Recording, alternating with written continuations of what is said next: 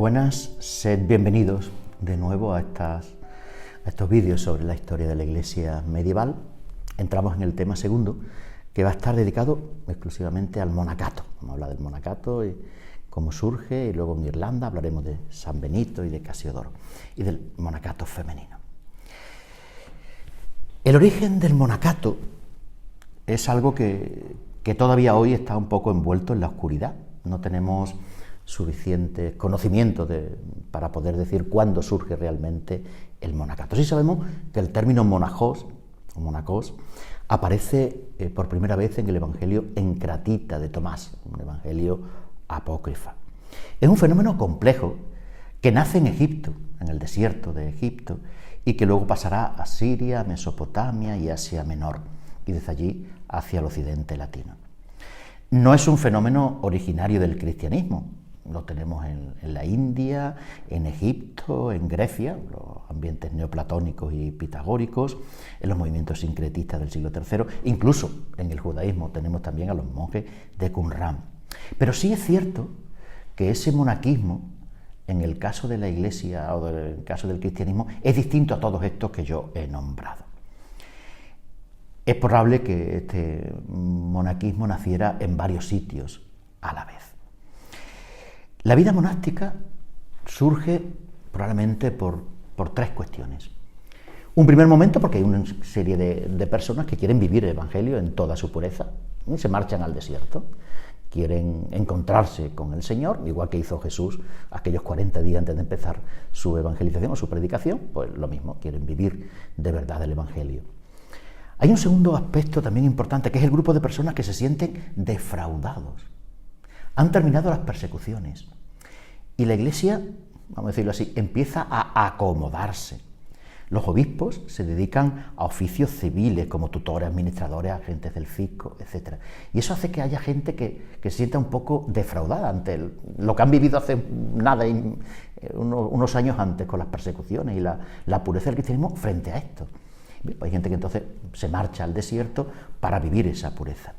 Y hay un tercer grupo de personas que son personas desheredadas, oprimidos, clases más bajas de la sociedad, que también se marchan al desierto a vivir y a tratar de ser mejores cristianos. Es una vía de escape ante sus problemas. Bien, estas son tres causas por las cuales hay mucha gente que se marcha al desierto. Estamos hablando de la zona de Tebaida, en el sudeste de Alejandría, en el desierto de Nitria. En algunos libros podemos leer que llega un momento en que hay más gente en el desierto que en las propias ciudades, pues la gente huyen hacia el desierto y demás. Es el lugar donde se vive más el cristianismo. Uno se encuentra solo frente a las potencias del mal, y es algo que hace que uno viva todas las tentaciones como vivió Cristo. Se vive el verdadero evangelio. Ya no hay mártires porque ya no hay persecuciones. Por lo tanto, los nuevos mártires, ¿quiénes son? Estos anacoretas, es decir, aquellos que se marchaban al desierto a vivir esa realidad del evangelio. Claro, esos grupos van creciendo poco a poco.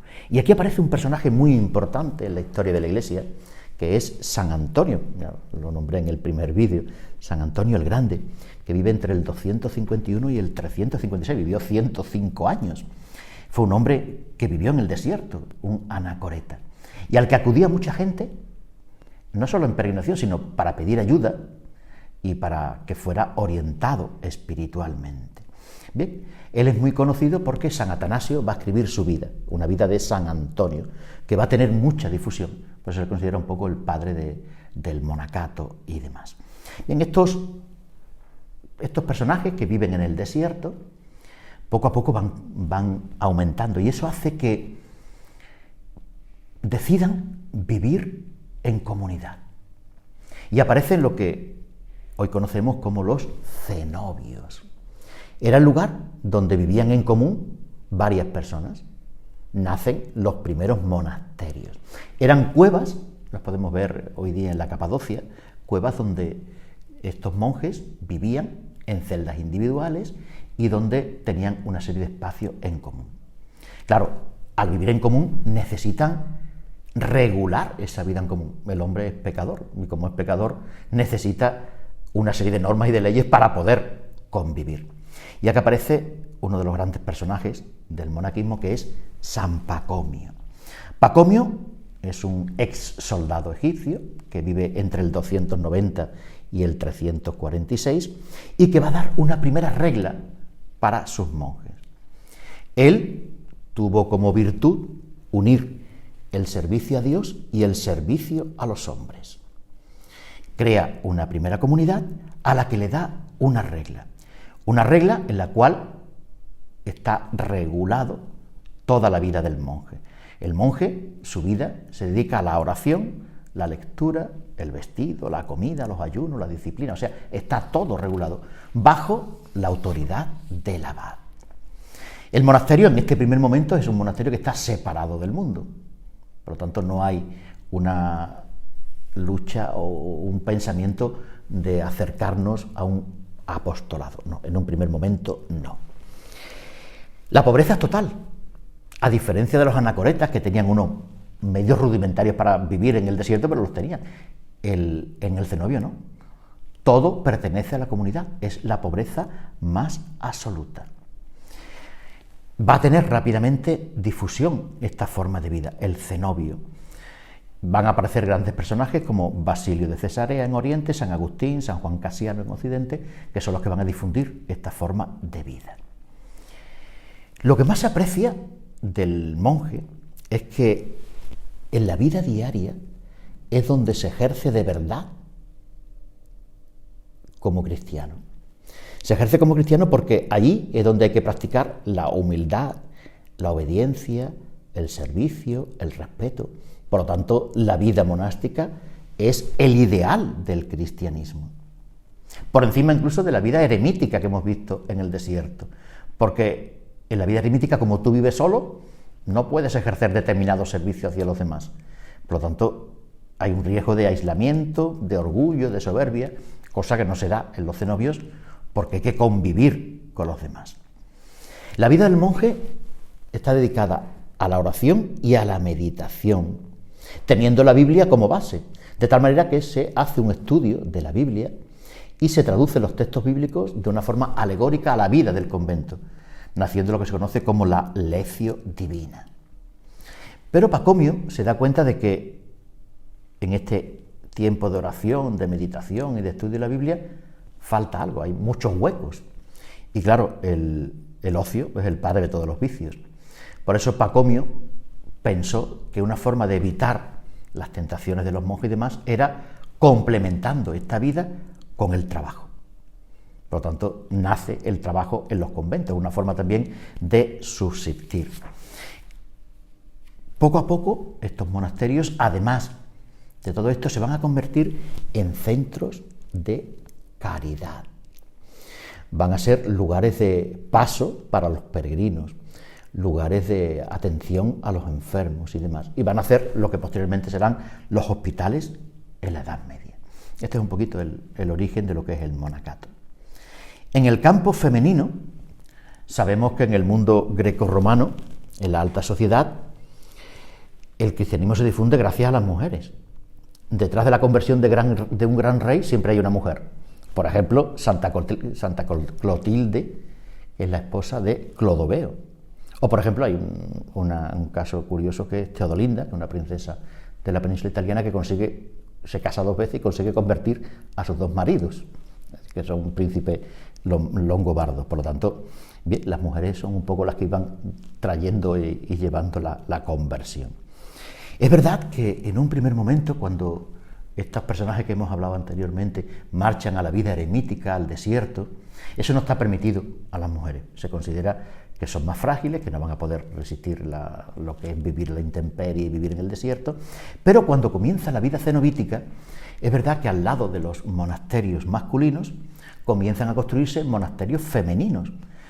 Y se construyen al lado para que los hombres pudieran ayudar de forma material o de forma espiritual a los conventos femeninos. Santa Escolástica, que es la hermana de San Benito, se consagró a la vida monástica y construyó un primer monasterio en Subiaco y luego otro en Pumarola. Bien, y poco a poco se van fundando monasterios femeninos, normalmente con una regla masculina, sea de San Benito o de San Cesario de Arles, etc. Cuando la regla benedictina se va imponiendo, los monasterios femeninos siguen creciendo. Pero es verdad que poco a poco los monasterios femeninos tratan de liberarse de ese yugo que puede ser para ellas los monasterios masculinos. Y hay personajes importantes como Eloísa, que se queja a Abelardo de que los monasterios tengan que estar dependiendo de los hombres. Y van a aparecer personajes importantes ya muy avanzada la Edad Media, tipo Santa Catalina de Siena en el siglo XIV, que ya combina la vida monacal también con una vida activa, que va a tratar también de traer a los papas que en ese momento se encuentran en Aviñón para que vuelvan a Roma, o Santa Francisca Romana. Bien, son distintas fundaciones donde las mujeres empiezan ya a independizarse. Otro caso importante en este momento es el caso de la Iglesia de Irlanda. Los monasterios occidentales se conocían, hemos dicho, por las reglas de San Pacomio, de San Basilio, de San Benito, etc. Pero hay un caso especial, que son los monasterios irlandeses. Irlanda es evangelizada por un británico que se llama San Patricio, que estuvo desde el año 432 hasta el 461 en el que muere. Organiza la Iglesia irlandesa y lo hace, como ya hemos hablado anteriormente, a la manera de vivir de los irlandeses, es decir, ellos se dividían por clanes o tribus y lo que se hace es que en cada clan o en cada tribu se coloca un monasterio. A la cabeza de ese monasterio va un abad y ese es el que trata de organizar toda la iglesia y el que va actuando dentro de ese clan y de esa tribu. El abad es el guía espiritual incluso de los obispos de la zona. Irlanda va a mantener esta estructura prácticamente hasta pasada o avanzada, mejor dicho, la Edad Media. Mientras que Europa empieza a ser invadida por los bárbaros, los visigodos, los vándalos, etc., Irlanda va a permanecer ahí de una manera aislada, pero manteniendo esta estructura eclesiástica que es importante, porque además, luego lo veremos al final de este capítulo, ellos van a tener como objetivo la evangelización. Son los grandes monjes irlandeses los que van a empezar a evangelizar saliendo de Irlanda. Hemos hablado de regla benedictina y de los benedictinos, pero no hemos hablado del personaje que da origen a esta regla benedictina, que es San Benito. Bien, pues es el momento de hablar un poquito de este personaje tan importante en la vida monacal y en la historia de la Iglesia en general. San Benito nace en el corazón de la península italiana, en Nursia, en el año 480. Estudia en Nursia y en Roma y decidió entregarse a la vida monástica. Va a fundar un convento en una gruta que se llama cerca de Subiaco. Es llamado como abad por un grupo de personas que se acercan a él para que viva una vida ya cenobítica, es decir, en comunidad. Esta primera fundación de Subiaco va a fracasar y luego se va a trasladar a Monte Cassino, donde va a crear su famosa regla para los monjes. Es una regla que toma pensando y viendo otras reglas que ya se conocían. Para él, la jornada del monje se distribuye entre oración en común, meditación personal y trabajo manual. Sobre todo en este primer momento, el trabajo manual es en el campo, por medio de subsistencia. Luego veremos que va a ir cambiando. Para San Benito, la vida del monje es un camino de perfección a través de lo que acabamos de decir: meditación, oración y trabajo. El monasterio, poco a poco, va también abriéndose hacia la gente que está alrededor y va a comenzar a atender a los más pobres. Va a atender a los pobres y a los enfermos, que hemos dicho antes. Pero además va a aparecer en la regla benedictina y en los monjes benedictinos un aspecto importante, que es el estudio. Sobre todo intentando mantener esa cultura clásica y antigua a partir de la copia de los grandes tratados antiguos. Y eso va a hacer que los monjes contribuyan al desarrollo de lo que es la civilización europea. Es verdad que en la base de su trabajo va a estar la Biblia, porque es objeto de estudio y también porque se utiliza mucho para la liturgia. El monje, a través de la lección divina, es capaz de vivir ese evangelio día a día, a través del estudio, la meditación y el cumplimiento de las reglas. Otro personaje importante de este momento va a ser Casiodoro.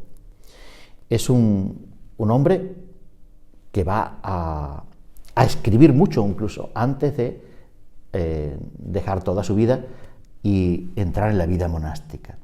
Compone antes de esto obras de historia romana, góticas, incluso un tratado sobre el alma. A partir del 540 escribe sobre la Sagrada Escritura, sobre los Salmos, las cartas de Pablo, el Apocalipsis, etc. Escribe sobre la ortografía, escribe una historia de la Iglesia y también habla sobre cómo interpretar la Escritura. Y además, preceptos de la vida monástica y habla sobre las siete artes liberales, el trivio y el cuadrivio.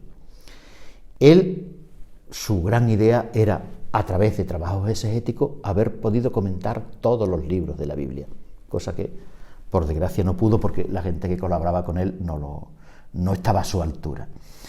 Funda un monasterio que se llama Vivarium en el siglo VI, en la zona de Esquilache, en Calabria, en el sur de Italia, y él establece dentro de ese convento una zona de estudios bíblicos y una biblioteca donde se guardan sobre todo libros de literatura clásica, griega y latina. Era una manera de llevar el convento hacia la evangelización, pero a partir de los estudios y sobre todo de los estudios bíblicos. Muere en el 583 y su monasterio Vivarium desaparece y sus libros pues son repartidos por otros monasterios. Algunos llegaron incluso al Laterano, en Roma. Desgraciadamente, Casiodoro no pudo ver culminada su obra y fue también una desgracia para la Iglesia. Y terminamos este tema del monacato hablando de los monjes irlandeses, sobre todo los monjes irlandeses que no seguían la regla de San Benito. Para ellos, la vida evangélica es una vida sobre todo ascética y tiene cabida dentro de esto lo que se llama la peregrinatio Christi, es decir, marcharse de la patria para evangelizar. Era la renuncia que ellos hacían al mundo. Y esto tiene una consecuencia, lógicamente, que es la evangelización por parte de los monjes irlandeses, sobre todo en las costas occidentales de Inglaterra, de Gales, de Escocia, pero también entran en Europa, que necesita una evangelización. Y aquí tenemos a los monjes dirigidos por San Columbano, que es el gran evangelizador de este momento. Pero además, estos monjes irlandeses trajeron a Europa una cosa importante, y es una espiritualidad muy rica, acompañada por nuevas prácticas religiosas. Hemos hablado de la peregrinación, de la ascesis y algo muy importante, que es la penitencia. Los monjes irlandeses se caracterizan por ser los inventores de los libros penitenciales. Es lo que llamamos la penitencia tarifada, donde se daban tarifas por los pecados para recibir las penitencias y demás. Y ellos son los grandes escritores de los libros penitenciales. Bien, pues aquí terminamos este segundo tema, en los cuales hemos explicado un poquito cómo nace el monacato en Egipto y demás, y cómo ese monacato se va difundiendo a través de las reglas de San Benito y San Antonio y San Paco.